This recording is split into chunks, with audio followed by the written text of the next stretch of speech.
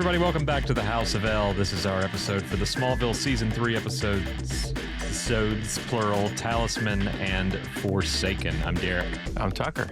Hey, Tucker. How are you, buddy? Well, just, I'm on break for another 2 weeks, so I'm really good. Using it nicely. Glad you're here. Longtime listeners will, of course, know Tucker is the other half of the show, the reason it started 20 years ago, as we've talked about a lot.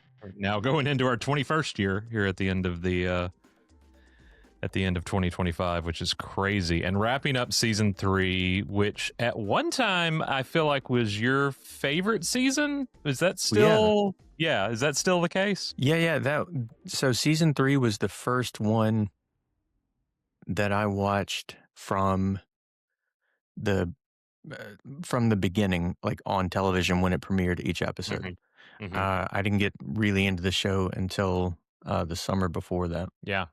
And let's see, season 3 was also, I think you left on a road trip, and I remember recording a bunch of episodes for you too, for when you came back. I definitely have a very vivid memory of watching Talisman with you live.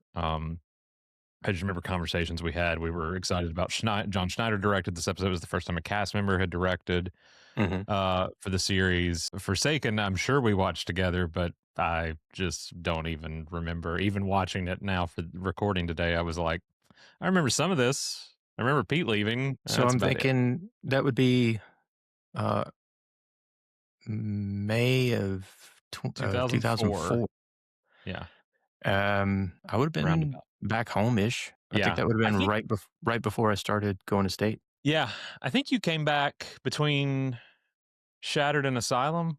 Sounds maybe. Right. Yeah, it's January, mid-January. 21 year ago memory, to the best of my ability. So I'm excited to talk about these with you, though, because like I said, I do remember, obviously, during this time period, we were watching them all together. This getting toward the end of this season, going into season 4 and season 5, we were definitely all in the same room. Moving forward, watching these. Crazy to be talking about the end of this. 2026 going to be starting off with season 4 in a big way. I'm excited to tell you more about that, guys, when we get there here in the next few weeks. I'm just going to get through the holidays and try to close this one out. Craig Byrne will be joining me from Krypton Site. Will be joining me for the season finale, Covenant, and should have that before New Year's Day. Also, if you watched Talkville and you saw this week's episode, you might have seen me on Talkville, because I showed up for the season 7 finale, Arctic, and was honored to be on the show. I hope it's not their last. They've always kind of been tongue-in-cheek on whether or not they'll continue after Rosenbaum departed the series, and of course that was his final regular appearance on the show with Arctic before he left at the end of season 7. So it was a big episode for them, and I was cool that they asked me to be on. I really was very surreal in so many ways to be on a podcast. After hosting these conventions and everything, being up with them was one thing, but then sitting there on a podcast with them was totally different and wild. Yeah. And so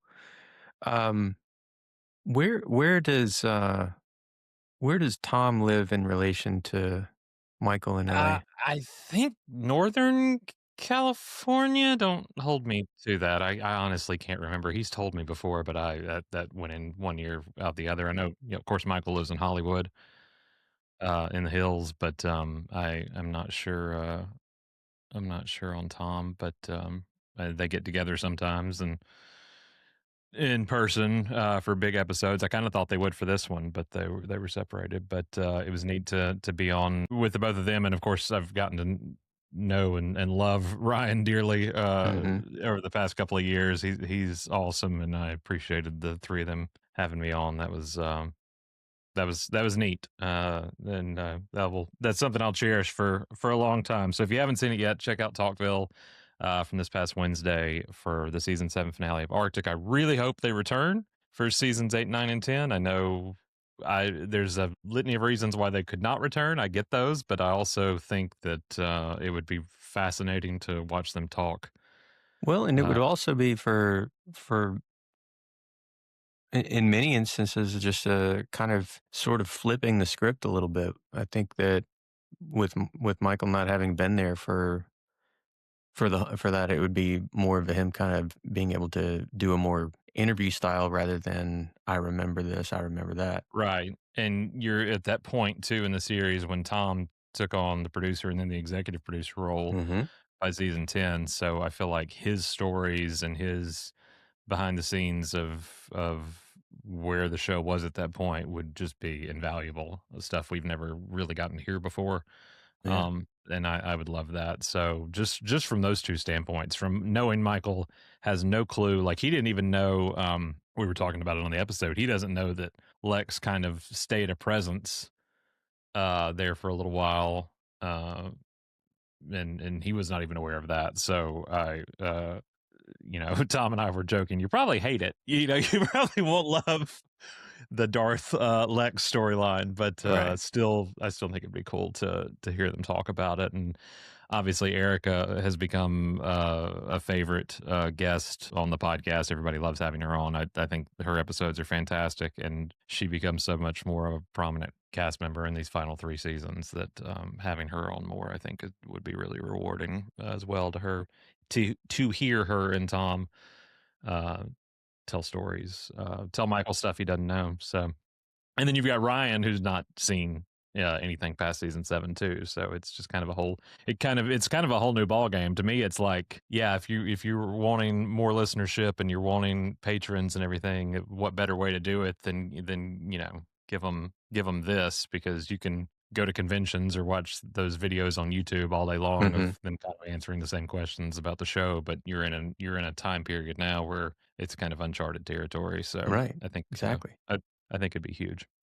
We also got the Supergirl trailer here in the last few days, which I'm very excited about, from director Craig Gillespie and Millie Alcock taking on the role of Kara. If you've not read Supergirl Woman of Tomorrow, the comic by Tom King, I implore you to get a copy. We just did a post, I think Tim did, on TikTok, of like a cover gallery, like there's this phenomenal art from that series. And if you're not picking up these DC Comics compact editions Hmm. that they're putting out, I think you really should. Under $10, you get that whole book in a smaller format that you can travel with or carry with you on the go. I think that's great. And that's going to come out January 6th. So if you don't want the big traditional deluxe edition hardback or even the floppy trade, that's a great way to read that. And I think you'll definitely kind of want to, especially if you are not familiar with the story at all after seeing that trailer. So much of the film is going to take its heart from that story. There's obviously going to be some changes. Jason Momoa as Lobo, he's not in the book. So that's something new. But you saw the trailer? What did you think? Well, yeah. So I think I was left with so many more questions because I have not actually read the Woman of Tomorrow. So Yeah, I guess I'll be one of the ones picking there you go. the release there. However, even the footage that they showed provided a whole different insight into, I think, the approach that they're taking for Kara in this iteration. She seems much more kind of dealing with loss, Hmm. and in that kind of self-destructive way that one might do. But at the same time, um, there's bits and pieces even that you can see in the trailer of things that she's attempting to do, really just to kind of carve her own path. And I think that sort of dynamic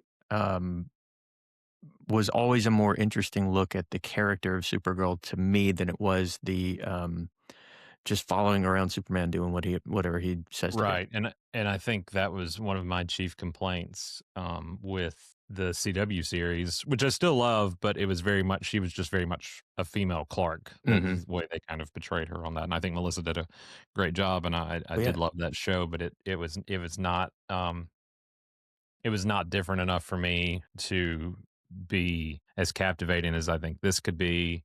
I as a kid, I wore, you know this, I wore that VHS Helen Slater 1984 tape out, and I loved that movie, and I think that was something that was still kind of in line with the re-films, but not really. There's that one scene of her looking at the poster of him in her dorm room with the Williams theme, but that's all we really get, other than Mark McClure cameoing in the film as Jimmy. But this seems so, and you're right when you're talking about the trauma that she's dealing with so much. She's very lost and wayward, and there's context clues being what they are. And that shot when Crypto's taking a leak on the newspaper. There's the big front page spread about Superman stopping, a nuclear whatever. And if you pause it, there's a tiny little picture of Supergirl on the bottom right hand corner, and it's the headline. The tiny headline says "Supergirl saves kittens." So like it's very much she's got this. She was sent here to protect her cousin, who by the time she got here, she didn't need to anymore, and she's lost So so much. and it looks to me like they're sort of mixing those two ideas. You mentioned the Salkin movie. She left Argo City. I don't know, going after what was it? The dodecahedron, megahedron. Megahedron, yeah. And so she wasn't really supposed to be on Earth. And then there have been instances where she's gone to, to watch over, Superman, time dilation or whatever they come up with. I hate to make predictions. I do, but I'm wondering if whatever attempt Argo City makes to save itself doesn't last as long as they might hope. Yeah. Or yeah. Are we thinking a tie-in to if there's a Brainiac situation? You saw that bubble pop up during this direction. I'm really excited we are getting the flashbacks. We are getting to see this version of Krypton, and we're going to see Zor-El and Allura. David Krumholtz is playing Zor-El. I'm really excited about that. I love him. But just from the standpoint of where we kind of left things in Superman as far as Krypton goes, with the new kind of version or classification of Jor-El and Lara and that whole whammy that happened. I'm excited to see what this version looks like. Spoilers being what they are, I will say that the line that Ruthie says in the trailer about there not being any Kryptonians left, and what was it like to lose everything. She's like, Krypton, it's a line straight from the comic. Krypton didn't die in a day. The gods aren't that kind. They are at a funeral. I will say that much in the scene where they're walking before the destruction happens. I'm excited to find out more why she's here, how she got here, other small changes they've made. I know we talked about like Lobo, Krim, the Yellow Hills, who's the villain. He looks very different than he does in the comic. I don't know why they've changed him up so much. Crypto is in the book. Things do not end well for Crypto in the book, and I'm not going to forgive anybody involved with this production if those things transfer to the screen. I know there's one shot of her kneeling down with him, and he looks not well. So if that's what they're doing there, it's gonna be bad. I think about the test screening for Superman. They took out a scene where Ultraman punched Crypto in the face because audiences were so upset by it. And I'm like, well, if you thought that was bad, things get worse in Woman of Tomorrow. So hopefully that is not what's going to happen on screen. I can only assume. But I think it's going to deepen the well of the DCU. There's a lot of really good, it's very much a cosmic adventure of them planet hopping in the story, but it's also, it's just got so much heart and so well done. And I think that we didn't get to see a lot of the art transfer from panel to screen. And there's a couple things I was like, yeah, that looks like so and so, this page or that page, but it's just some incredible splash pages and stuff that they did in that story that I hope they're able to. When they announced they were doing this, I was like, I don't know how they're going to make that happen on screen, but I'm I am hopeful and excited. We're not far away from June already, which is crazy to believe. Noticed last night. Today is a year ago. Today, the Superman trailer dropped. Oh, okay. Yeah, so it's been a full year since that happened, which is wild. Are Just we wild. we going back to Cleveland?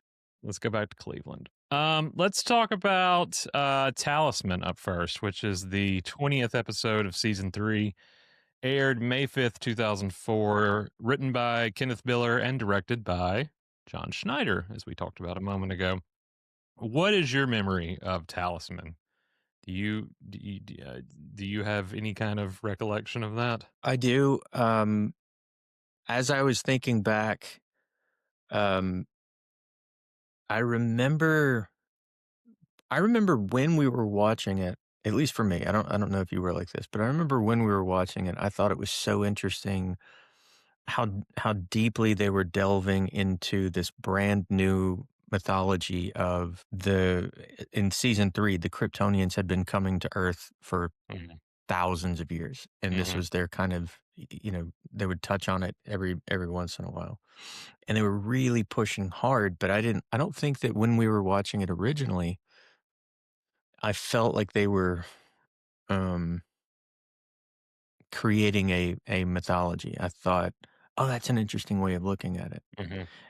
Or I don't know, but I think with time, I understand, needing to come up with something fresh to a story that is, quite frankly, or part of the story which is so glossed over in almost every other aspect. It's kind of like one of those deals where you know the story of Superman, where he comes from, how he got here, and then him kind of becoming the legendary hero, and then you don't have this bit in the middle. And so what do?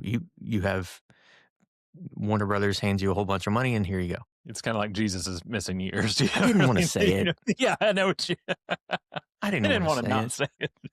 but It's interesting to me too because I did love the whole Kawatche storyline going back to Skinwalkers in season 2, and then we get a little bit more into it like you were talking about with season 3. I know with Relic and some of these episodes where we were so heavy into the caves, and then watching this one, I'm like, oh, this is just like this one's all in on Kawatche, yes, and then that's pretty much it. We don't ever really revisit the whole Kawatche thing ever again. no, There's references to it, but there's never really, by the time the witches come around and the stones have been hidden next yeah, season, this was all kind of just put by the wayside. no. It switches from uh, you know several thousand-year-old Native American culture to somehow the French are involved. Yeah, I 17th I century don't know. witches, I don't. and yeah, it definitely took a turn, and but I do remember how engrossed we were in this because of, while it wasn't the mythology, of course, we were used to, like you're touching on, we know Mhm. Clark and then we know Superman in this middle, but anything that revolved around, and I guess you could say this for Veritas too, when we get to that point in season 7 and beyond, even though that's more of a retcon, but this is anything that was devoted to the heralding of Kal-El, kind of, and how what his importance was going to be. It was something I always ate up on the show, and I thought that I thought the Kawatche, the Naman and Sagith thing was really interesting at the time, and I don't know why I've never really considered it before until watching today, the today, and I was like, yeah, that was pretty much it. Like they kind of put a cap on it with this, or not even meant. I don't know if they ever meant to. Like I don't know if it would have behooved them to dive more into that in season 4 and use that as the catalyst for the stones and the Fortress of Solitude and all of that, or if the witch thing was the way to go. I look back more fondly on season 4 now than I did Mhm. at For the sure. time. But I do think it was, and I don't know how much of that had to do with Christopher Reeve's death. Also because I know, the plan was to make him more involved for season 4, and then obviously that couldn't happen. So I don't know how much things changed behind the scenes as a result of that. But I do think it would have been, from my point of view, a little more interesting to dive more into the Kawatche thing for season 4. And if you feel the same way or not, I don't know. I think so. I mean, I'm going to always qualify that with it depends on how they approach it. Um, I'm always one of those people who likes the this another reason why um, season 3 is one of my favorites. I'm one of those folks who likes the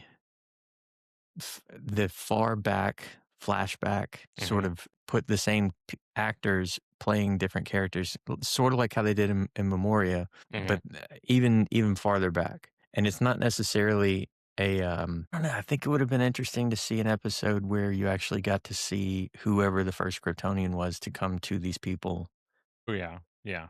even if it was like for 5 minutes flashback, not even 5 minutes, like a couple minutes flashback when they're telling this story and you see this man come from the stars, kind of thing. It's me. I don't know. Yeah. I don't disagree. Watching when we got to Relic back earlier this season, the 50th episode, and watching it again, I was like, this was way more convoluted than I remember. With Jor-El's whole trial of coming to Earth and the Lana's aunt, the Louise thing, and obviously them playing those versions, like you were talking about, those versions of those characters in the flashback. But it also, I think it could have, yes, to your point, bringing in the first Kryptonian or somebody who appeared to the Native Americans, that where this whole oral history came from that was passed down, and seen more of that, I would have appreciated, because there were so many drawings in the Kawatche caves, and we only get to like 3 of them before all is said and done, discussing, and then obviously the key in the wall, and all that. So and then this dagger, which never gets mentioned before, and then all of a sudden it exists in the Starblade. um And then I think for me, one of the most infamous parts of the whole episode is Lex and Lionel both reaching. Obviously, that's something that came into the credits and everything later, but them both reaching, and you don't see which one touched it first, really, so it disappears. Well, and there was I have, as I said, I haven't seen this one in quite a while. I had forgotten that was a thing that they tended to do. They worked in this sort of prophecy angle in this part of part of the series, but the kind of back and forth ultimate villain of the show between Lex and Lionel was always sort of up in the air, and Mhm. it really it went season by season, sometimes episode by episode, who was kind of jockeying for the top position. But it was very interesting to me that I think that they have, of course, they always have the debrief at the farm at the end of the episodes Mhm. of, well, What's how the do you feel lesson about here? this? Yeah, What do you what's the think? lesson? How do you see this? Yeah. Um, I always thought it was interesting that far more than Lionel, Jonathan and Martha sort of advocate for Lex being the villain. Absolutely. It's like, oh, There's wait a no second. The guy hesitation. who It's like, now, murdered his parents is now not the villain of the story? maybe you should consider that it's your best friend. I do, and it makes the whole waveform of Lex and Lionel interesting, because before doing when I was on doing the Talkville, which was recorded several weeks ago, but it's the last episode of Smallville I watched before these two, was Arctic. So the whole ending with Lex and Clark talking about how, if we ever considered that Sagith is actually the hero, and like you could put the the B-roll of Arctic of them in the fortress over this whole monologue and line it up perfectly. So I do appreciate that from that point of view. But yes, you're right. It was very much all in on the whole. Maybe it's Lex. If we considered that it's Lex this whole time. Um, and it's all over Clark's face too, and he even says it there at the end that maybe we should consider it's Sagith as the hero, and not Naaman, whatever you want to however you want Newman. to say it, Newman. Uh One of my favorite things from this episode has become just an inside joke, though, almost. The real estate agent that is showing the Talon off because the Lex has put the Talon up for sale because Lana's going to Paris. We'll talk more about that in a minute. And she wants him to buy her out, but he has no interest in, owning the coffee shop solo, so he's going to sell it, which, much to her chagrin. She doesn't want to see it go because she's a spoiled brat. But the real estate agent, who doesn't even have a name, she's listed in the credits as real estate agent, played by Terrell Rothery.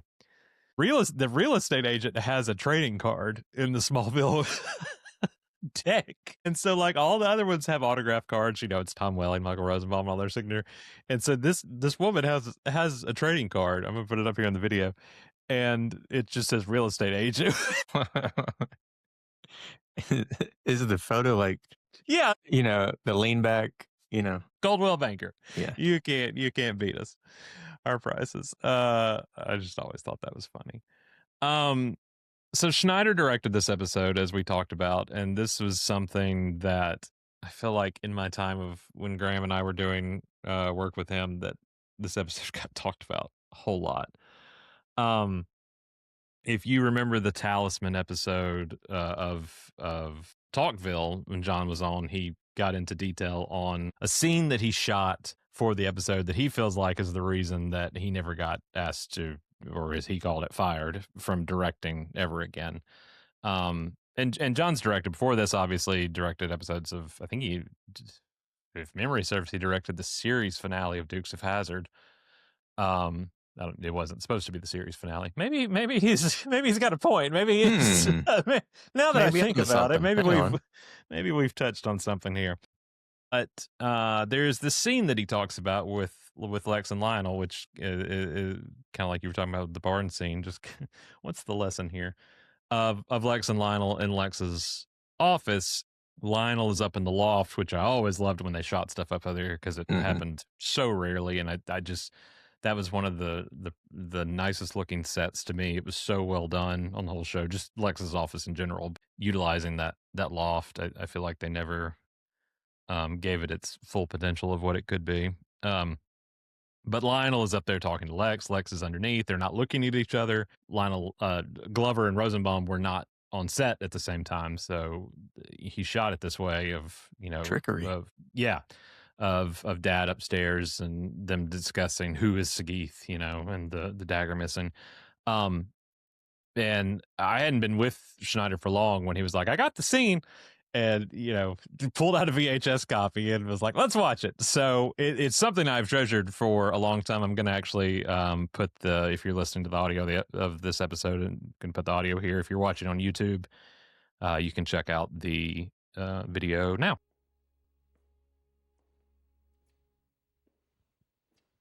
Dad, glad to see you're feeling better.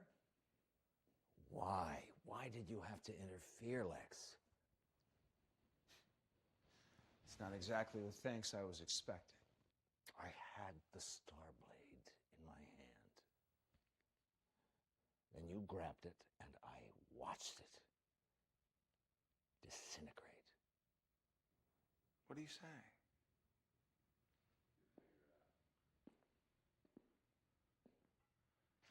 Don't tell me you really believe I'm this Sagith.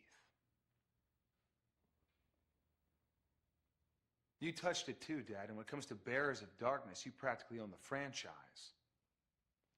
The prophecy is not about who Sagith is now. It's about what he is to become in the future. Well, I guess I have you to thank for that.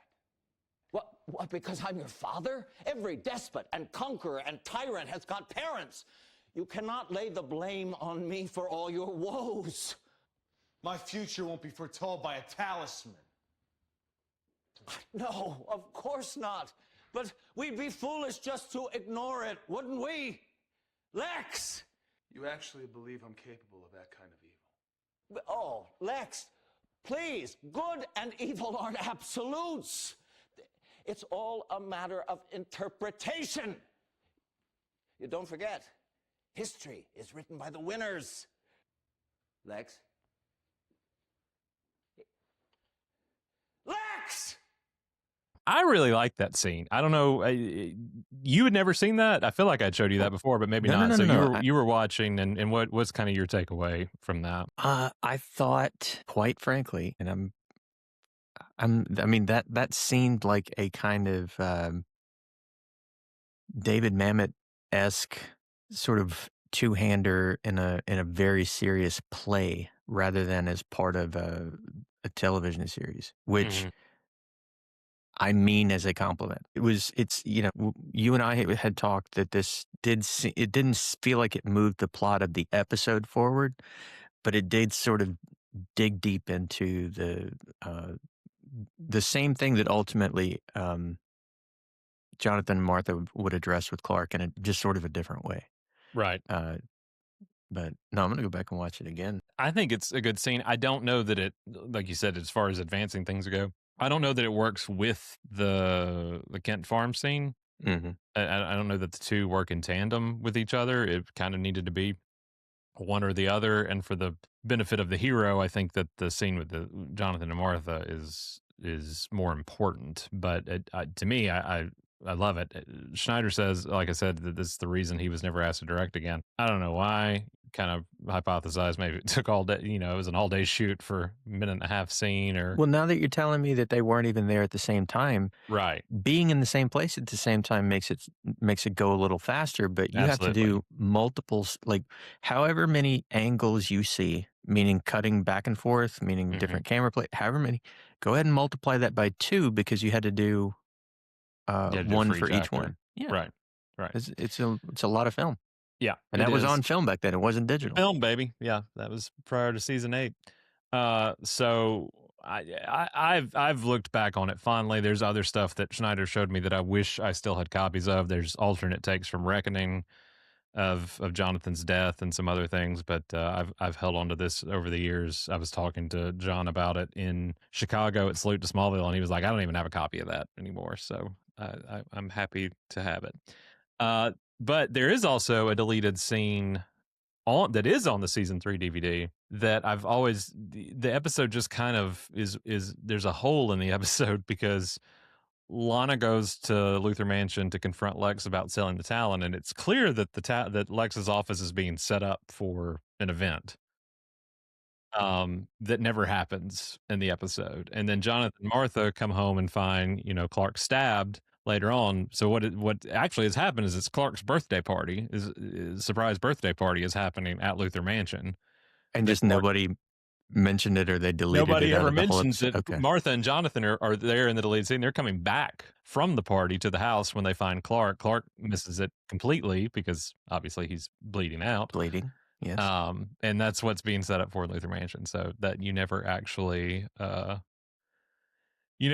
see it. So I just always thought that was interesting. Laying there, happy birthday to me. It's like little Lex when nobody showed up for his party. This episode also has one of my favorite lines from the whole series, especially one of Jonathan's lines. It's the, you could, talking about destiny there at the end, and you could be the world's greatest hero or its most mild-mannered citizen. I thought, or both. Both is good. But so I always really liked that as well. Other things from this episode, I'm trying to think. Obviously, you've got the B plot we touched on with Lana leaving, and the Talon, and then also Pete has been sleeping at the Torch office at school because his parents are going through a divorce and mom's leaving. I mean, they must not either lock the doors or everybody in town has a key, because the very next episode, Lionel just shows up in the middle of the night. Anyway, I get. I mean, it would have been easier, I think, if they had made Smallville High a boarding school, so it kind of made sense that everybody was there in the middle of the night. Why? At least but a regular public high school. At least they have bedrooms there. Yeah, I mean, we went to I don't know. Would you think our high school was probably equivalency to this school, or do you think Smallville is probably a little smaller? Maybe population size, we were about the same as Smallville. Yeah, but our school so maybe not in. It's probably it's a good sized high school. However, So the school that I'm currently at has about the same student population as when you and I were in high school. Okay. But the size of the campus is a fifth of Yeah. the size that we were on. So Yeah. it was a bigger school because everything was so spread out. But in terms of, it's interesting. I hadn't thought about it, but I think we did take a lot of liberty on that campus after hours that We did. And others that was didn't. kind of where I was leading into, Yeah. but it was also because we knew how to take a lot of liberty with that campus after hours. So maybe that's the It same. was forgiveness rather than permission. Yeah, That was absolutely. our approach. And we made it out. Okay, I guess. But yeah, I was kind of equating that when watching this, because yeah, you're right. It's always like, oh, they're up there in the middle of the night, and there's a billionaire there in the middle of the night, and it's just odd, and Pete's sleeping there. But I mean, one would assume Chloe had keys because I can remember people having keys that shouldn't have had keys. Sure. To areas when we were in high school. Sure. So this whole discussion, this is why I liked the new sheriff that came in season 3. Because she's not been sort of was indoctrinated into how this weird town works. It's not just the way it's always been. Let me back up. Calling Wait a stuff out second. left and right. Yeah. Mr. Camp. Camp, why do you have a key to the school? Love Sheriff Adams. It is kind of sad to me, though, in rewatching, because I remember how much I did enjoy this episode. It's kind of like, we got into this whole Naman thing and really drove it home with this one, and then just kind of let it go. Do you feel like they kind of saw the writing on the wall and were just like, let's have one more episode and kind of put this thing to bed? Maybe. Again, I don't know if an original plan was to kind of go. I know. Do you remember how much we used to spend time on Krypton site? Mm-hmm. The summer between season 3 and season 4, there was a pop-up one day that Craig posted where the premiere season 4 premiere was going to introduce the Seers, and they were like this cloaked cult that worshipped Kal-El. Anyway, yeah, it left as quickly as it came on the spoiler page. I can remember talking to Craig about it back in the day. He vaguely remembers it as well, but it was, I think it was kind of the direction they were going to go before they landed on the witch storyline. So I never asked this. I'm going to pause you. Statute of limitations is gone. It's bound to be up by now. Mm-hmm. Where are his sources? That man had an incredible amount of access. He had good access. To the point that I don't even know who some of them were. I know he was always in good communication with Al. Mm-hmm.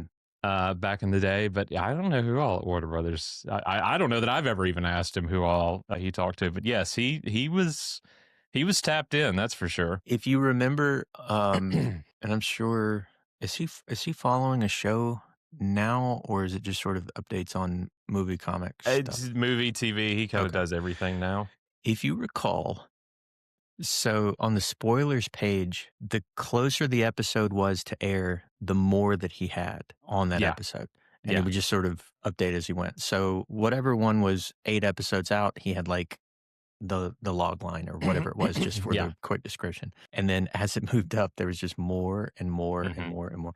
Till finally, by the time we saw the episode, it was not exactly a beat by beat, but it was kind of like, all right. Oh, that's what he was talking about. Yeah. There were a few times that he got anything wrong. I mean, to the point that even during the April Fool's stuff, he was guessing stuff that eventually would happen. Yeah. Tim and I were talking about that the other day because it was the anniversary of Mercy Reef being announced in November, and how the April Fool's a year before he had done Alan Miles were developing a Young Aquaman series in the same spirit as Smallville. And of course, a year later we get the Mercy Reef pilot, which we need to do like a Patreon or something episode on or something on, because it's been a minute since we've talked Mercy Reef. You and I should do that, because I remember how much we watched that pilot back in the day. Okay, so I have sort of a half-baked theory to go along with Talisman. Okay. And if you want this to be the last we talk of Talisman, that's fine. Okay. I think that by the time Jonathan passes away in season 5, Mhm. we all assumed that it was just so much damage that was done as a result of him having the Kryptonian powers for just long enough to get a hold of Clark. Because there'd never been any heart issue with him before Right. he goes after Red K. Clark. So when did the heart issue stuff really become a thing? Because I seem to recall it was more season 4 than it was season 3. So season 3, he does have the heart surgery around the time of Resurrect, when the whole thing was going on with Adam Knight Huh? and the bleeding from the eyes and everything. Yeah. He has heart surgery then. Right. But then he's like going to the doctor every other episode. in Season 4 is a lot of him, checking up on, I think, of Run when they're in Metropolis and meet Bart, that they're in Metropolis for a doctor's appointment. There's a few I think in Memoria, I think that's where they said he went by himself, because obviously Schneider was prepping to direct Talisman, so he's not in Memoria. I think he said he was then. But anyway, yeah, to your point. Do you think there was kind of a sort of meant to be sort of an unspoken life energy transference in that when he was healing Clark at the end of the episode? Maybe the whole Jor-El thing was so vague as far as Jonathan goes. When we get to the whole Lionel Jor-El thing, it's far more, we saw Jor-El inhabit Lionel's body at one point, and we, that we hear he almost kind of became the role of the Eradicator. Yeah. In some ways, once he became Clark's kind of quote unquote protector, and his liege or whatever. But to the point that Lionel was downloaded with the Kryptonian alphabet and language and was able to write it, obviously carving it into Lex's floor and stuff like that. So I always thought they were more tongue-in-cheek with the whole Lionel thing. The Jonathan thing was just, okay, we gave you powers, and then there's Legacy, when he can hear the key and he's calling Clark Kal-El, and he's so frustrated, and Jor-El's been talking to him, but we never actually hear Jor-El talk to him. We only hear Jonathan talking to Jor-El. And so I could see that, though. I don't know. I don't disagree with that. Definitely. I don't think it was just and it may all be kind of part of all of one thing. It's like, okay, I'm gonna give you all these powers to bring him back, and when you brought him back, all the powers will go away. But maybe I'll just leave this one here just in case. Yeah, I don't know. Just a break in case of emergency. Clark is because in blanking. Hidden? No. Well, in Hidden, is when they bring up the idea of life or a life kind of thing. But right, then that's the one where it was on my mind, because obviously that's where Jor-El inhabits Lionel's body. But Clark is shot there, and there's no reason to believe Jonathan could save him in that episode, like he could here. That's like I say, it's could have been a one-time thing. Right. And I also think maybe it had something to do with the fact it was a Kryptonian blade. Yeah. That did it too, that maybe that's why he was able to. But it's also like, I don't know. Like I really like that scene, and I remember John talking about how they structured it with the red blanket around him, and how Martha slips in the blood, and all that kind of little stuff that he worked out, and the way that Jonathan's kind of cradling him and standing over him. But there's also that, I know he was putting pressure on the wound, but it's almost like he knew what to do at the same time, in a way, whether he knew what to do or not. It was almost like he was supposed to do what he did. Could be.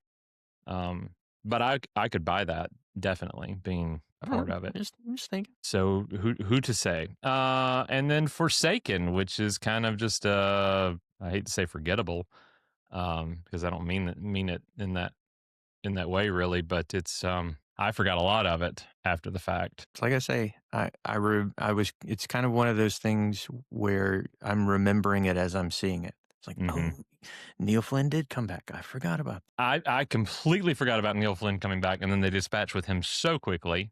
Yeah. Once he is there. This was directed by Terrence O'Hara and written by Kelly Souders and Brian Peterson, who would later be showrunners. Aired May 12th, 2004 on the WB. Like I said, it is the penultimate ahead of Covenant, the season 3 finale. All 3 of these episodes just take place within like a 72-hour window. So that's why there is a lot of overlapping stuff here as far as Lana leaving, Pete and his parent situation, and then also the whole FBI and Lionel thing, which all kind of cross over and come to a head in a way, because the big arc of the season is Lex trying to take down Lionel, and we find out that Lionel, as you mentioned earlier, did kill his parents, and that we've been to the point that they've admitted that now. You know, he told Chloe when Chloe had the truth serum, Kryptonian truth serum inside of her, and, you know, he admits to that before erasing her voicemail. We did have Lex getting Morgan Edge to admit to it before him going to Belle Reve and missing those 7 weeks of his life and not remembering they said it. But he's had the FBI looking into Lionel. Lionel has alternatively had the same FBI looking into Lex and Clark, but Lex's offer was greater. So by the end of this episode, they have arrested Lionel, which sets up season 4 even more so. But it's really the last kind of, I want to go back to something I forgot to mention in Talisman, though, talking about Lionel. And it's true for this one too. And I almost want to do a supercut of every time, but the first time in any episode when Lionel, pick one, when Lionel is discussed, and it's usually Schneider or Jonathan discussing Lionel, they always call him Lionel Luthor. They always say, you don't want to get in bed with Lionel Luthor. You don't want to do business with Lionel. Like, it's just Jonathan and Martha and Clark talking more often than not. It's not anybody else in the scene. We know who Lionel is at this point. And like they don't mention.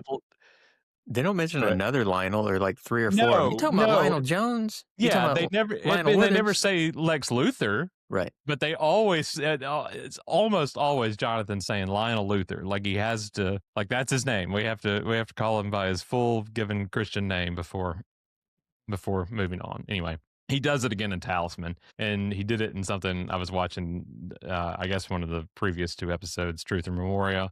I guess Truth, since Jonathan wasn't in it, but there's another time where it's Lionel Luthor, and I'm like, God, I feel like that happens so much.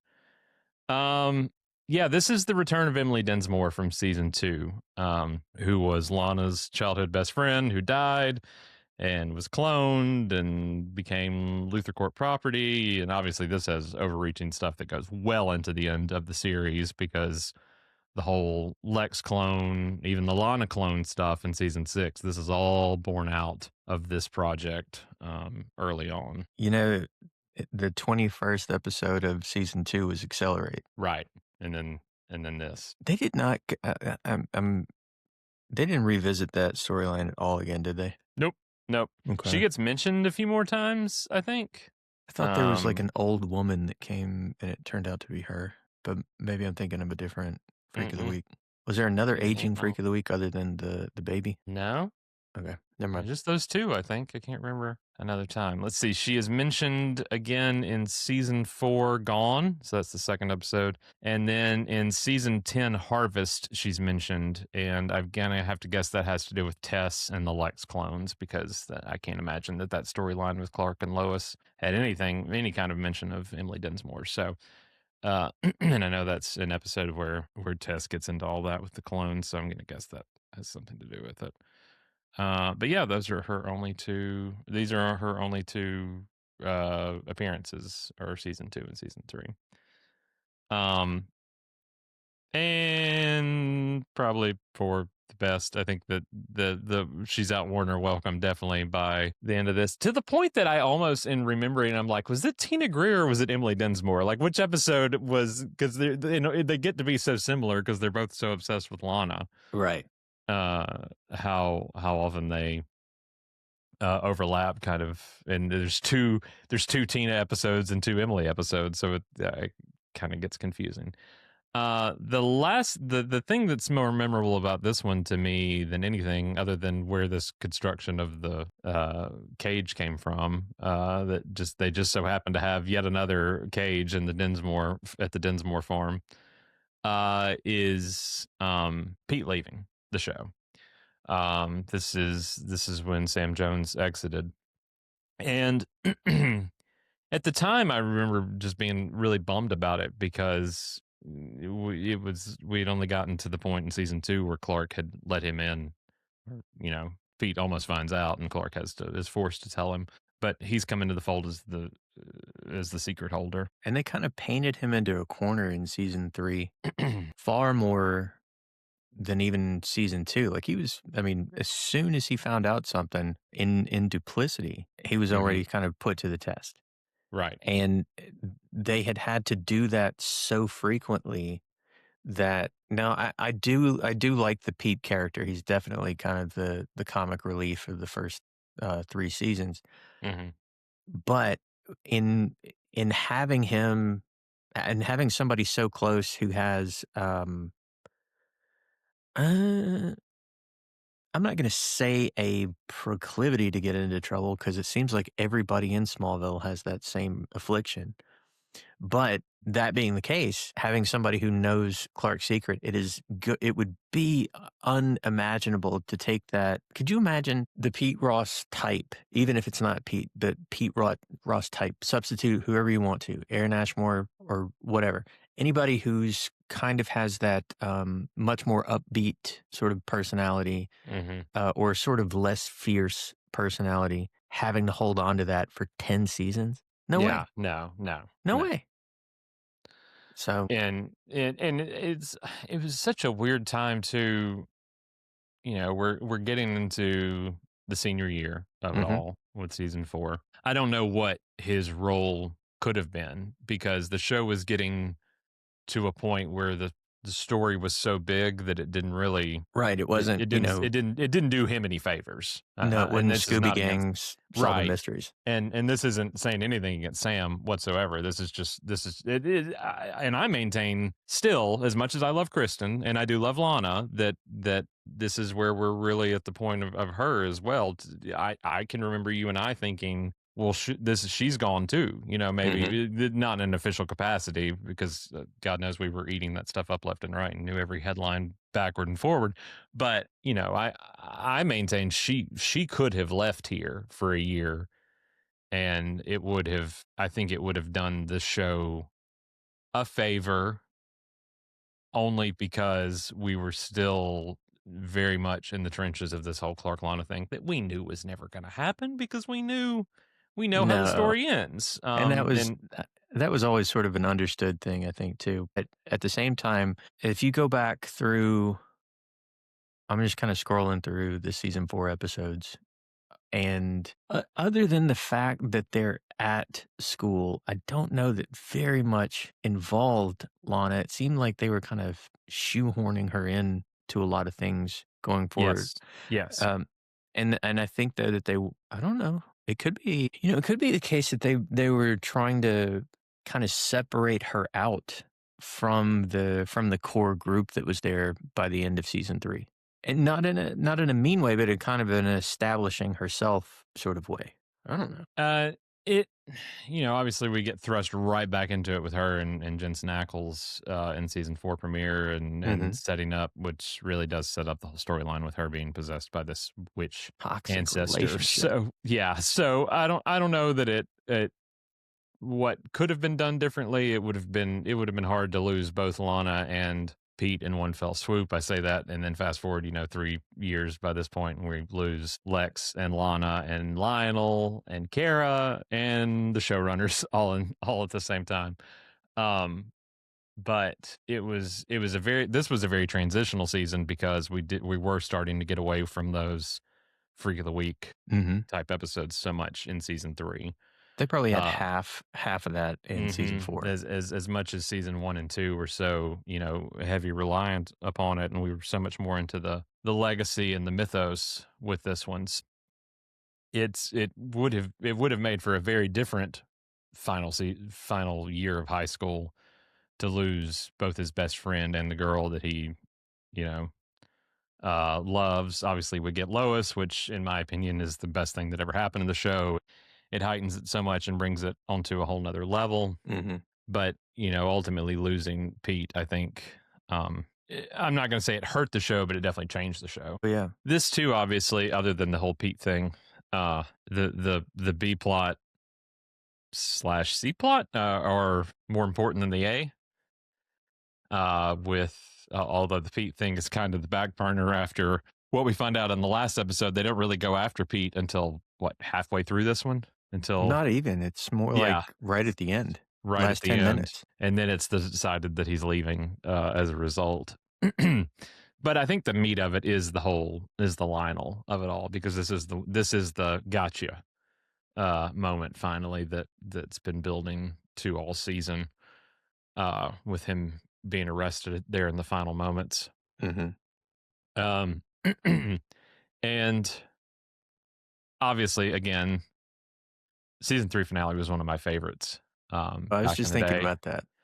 I think it still is. Obviously, looking back, it's a little weird. We had the whole fake Kara thing. Yeah, but the sort of Godfather ending is fantastic. Yes. Obviously, you've got.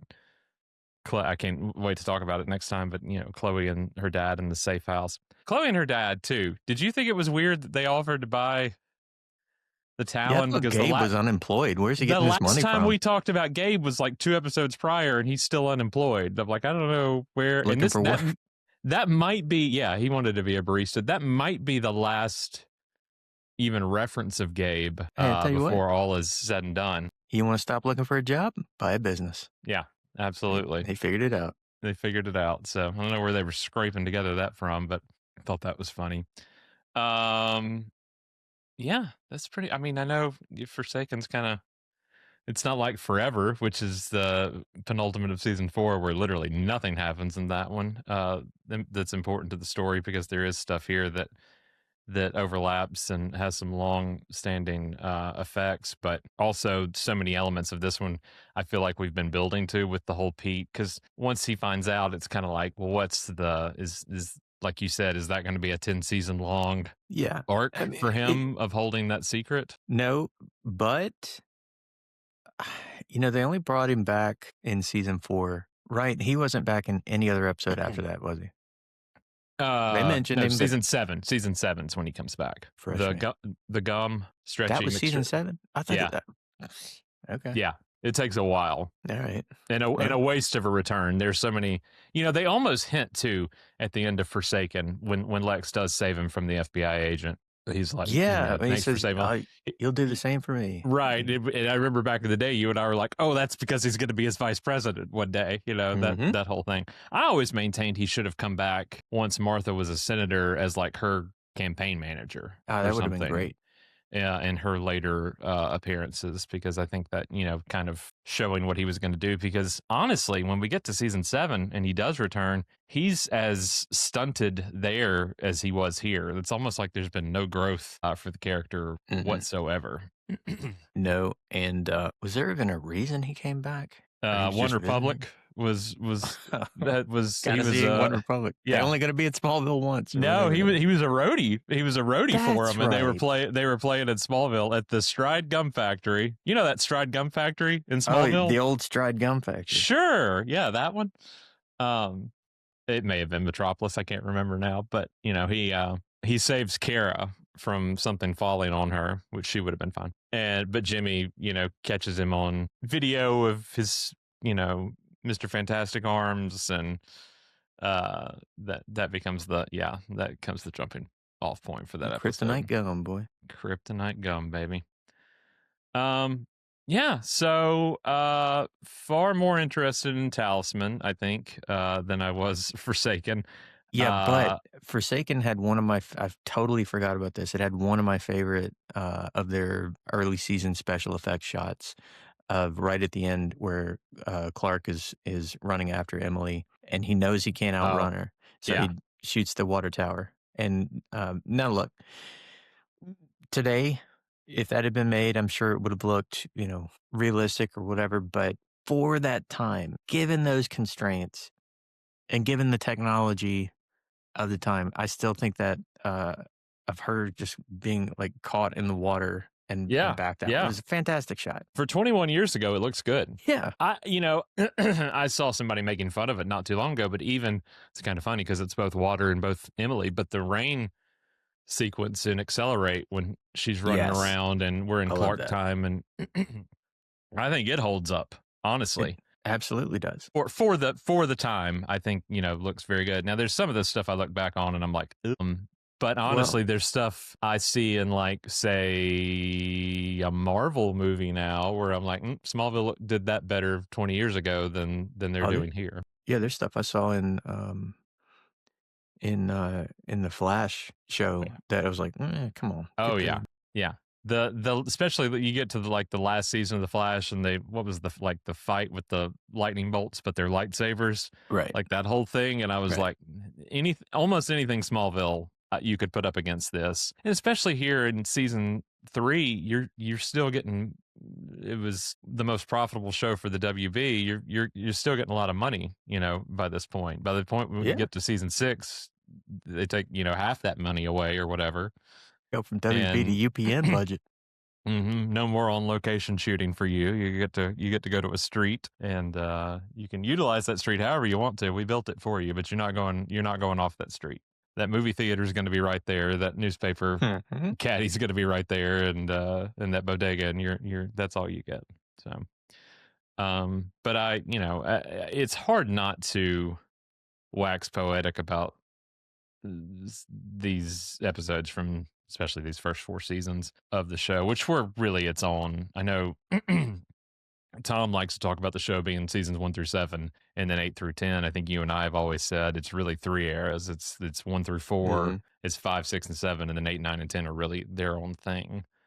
Yeah, and because I feel like I think that we may have thought at the time that there was sort of a transition going on during season 4, but I almost feel like 3 and 4 were kind of the transition from let's get out of this, because they didn't totally get out of the Freak of the Week thing fully. I mean, because we started Freak of the Weeks in season 6. I mean, they started, by in season 4. I'm thinking particularly of Run. Bard's powers had nothing to do with. Right. I never even been. This is my first time in Smallville. You get to the metahumans of it all.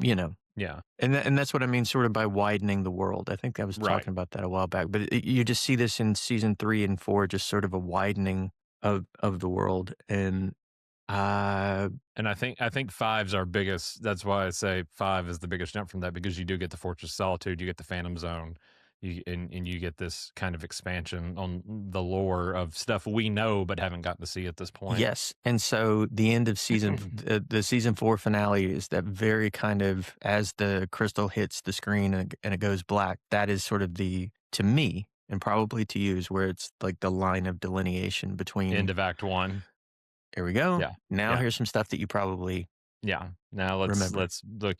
Yeah, I can remember the promos for season 5. Everything you've waited to see will happen, and it ends with him in the fortress and the Williams theme play, and then I look back on all of that very fondly. Yeah, they were releasing trailers before they had finished any of the digital effects for that. But yeah. They made some really good trailers leading up to season 5. I recall. Yeah. Yeah. Well, those early trailers are fantastic. And then I look at the season 7 trailer. I'm like, this is terrible. The season 1 stuff, you could almost hear Sarah McLachlan in the background. Oh, yeah. All that. It's the voiceovers they had from the WB guy. It was just everything about the WB era just is unmatched to me. I'll always pick, as much as I love season 9, as I think season 5 and 9 still tie as my favorite. But, and I love obviously that we do get Clark and Lois, and we do get those, him wearing the shield in some capacity, whether it's the Blur or as Superman in the end. But the nostalgia for me of those first 5 seasons and the Michigan J Frog of it all, and those kinds of promos, and how they treated the show then versus how Don Ostroff and everybody treated it once the CW happened, and it was very much they were actively trying to kill the show in some form or fashion. I'll always look back on 1 through 5 so fondly.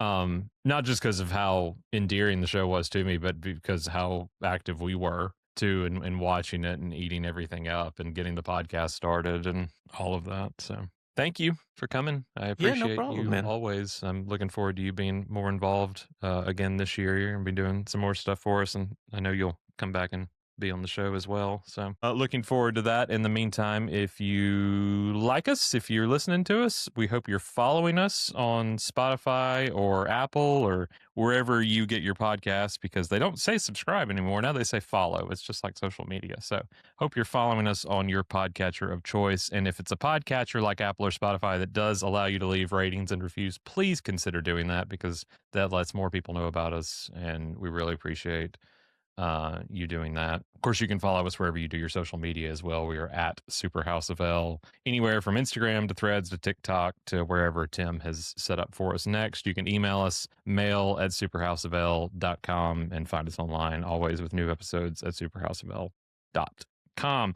Back, I think, with at least one more episode before the end of the year, hopefully 2. I got one more that I'm cooking up, so that I'm trying to make happen for you before Christmas. So we'll see if that happens or not. But season 4 starting in January. I'll have some news to share about that very soon. And then it's the year of Superman is closing. The year of Supergirl is starting. We'll have a lot to talk about with that, and production for the sequel, Man of Tomorrow, as our pre-production's already started. They start shooting soon, so we're going to be doing it all over again, baby. It's no break in sight for the House of L. So hope you're along with us for the ride. Follow us for updates on new episodes, and we will see you next time. Bye, everybody.